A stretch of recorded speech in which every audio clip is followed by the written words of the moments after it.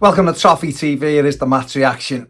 Everton 3, Newcastle United 0 at Goodison Park tonight. A fantastic 3 points for the Blues and a brilliant performance from Everton, it must be said. I dragged myself out of my sickbed to get to this one, and I'm absolutely delighted I did. The Blues, seeing the lineup, obviously very disappointing to lose James Garner before the game. It meant Abdoulaye Doucoure had to play in midfield alongside Idrissa Gana-Gueye, and Jack Harrison played behind Dominic Calvert-Lewin, who'd returned following an injury. And you know what? I thought Everton started the game really well. On the front foot, got after Newcastle and really took the game to them. Exactly what I want to see from the team at home.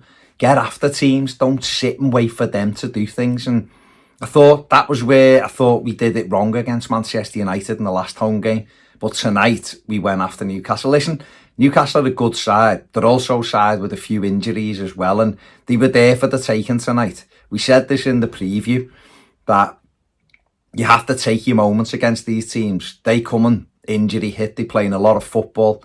You've got to get after them and try and get a result. You know, make it an advantage for you, and that's exactly what Everton did tonight. We missed chances again in the first half. Dominic Calvert-Lewin had one, a header which looked like a push on him, which I thought he should have done a bit better with. A good run from Jack Harrison, slid Dom in and he hit it across the Bravka, but he made a good save. He just didn't quite connect with it, Dom.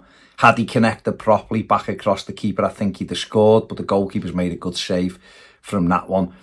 And then he also blazed over, and I don't know how he did, inside the 6-yard box. If he'd have just toe poked it goalwards, he'd have scored, but he put it high and over the crossbar. Newcastle didn't really offer that much in the first half, but they did have two decent chances.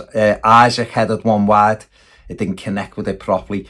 And Almiron got in round the back with Everton losing possession in the midfield, but he could only, side-footed at Jordan Pickford, and it was an easy save for England's number one.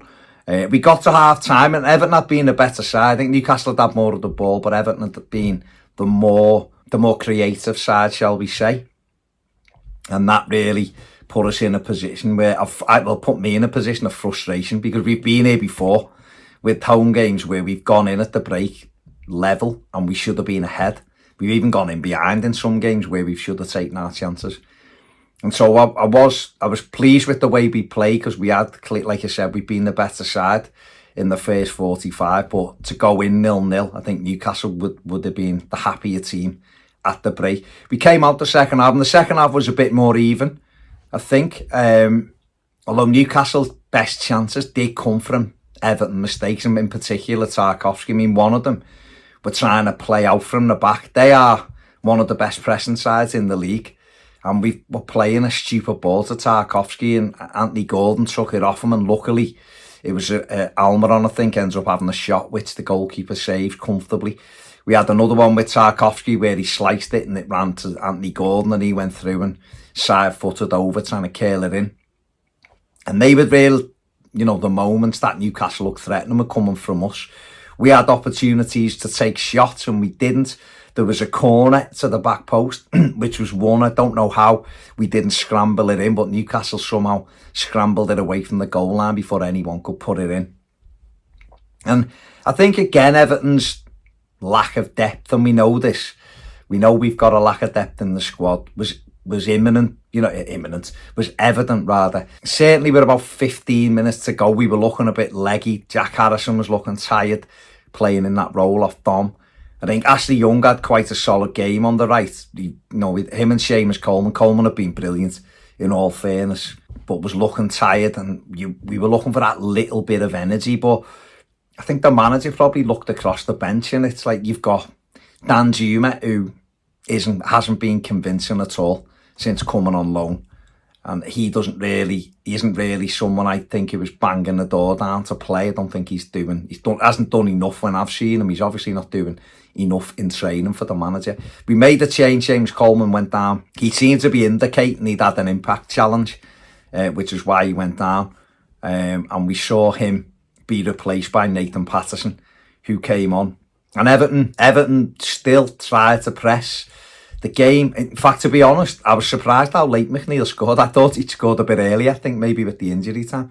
But it was the 79th minute. Kieran Trippier had looked to play a pass and sort of hesitated.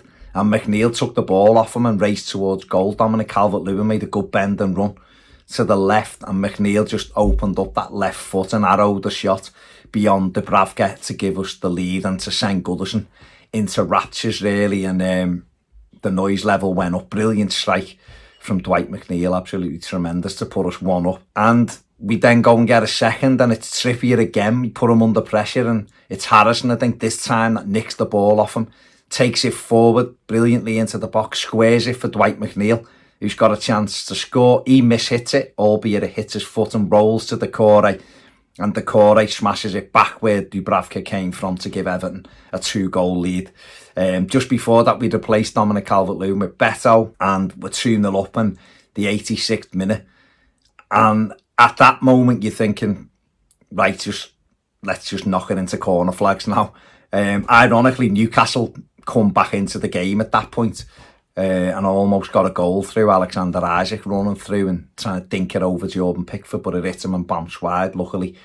And they'd had another one, which a couple of them had a swung a boot at in the box. It eventually ended up on top of the net. The referee indicated there'd be 10 minutes of stoppage time. I couldn't believe it in my seat. 10 minutes. I don't know where he got it from, because he'd seen things that nobody else saw, the referee. And then when there was a head injury between, I think it might have been Kraft and Shah and Jared Brantwaite, he just let play go on. Very strange. Everton, though, did score a third goal, and it was a fantastic goal. Oh, there was olays going all around the stadium as Everton played some great keep ball.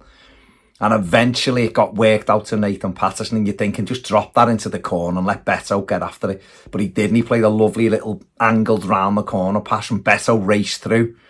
Brilliantly ran on. You're wondering, as he hit it a little bit too far, steadied himself and slid it under Dubravka to get his first Premier League goal and to give Everton all 3 points. A huge, huge victory at Goodison Park tonight.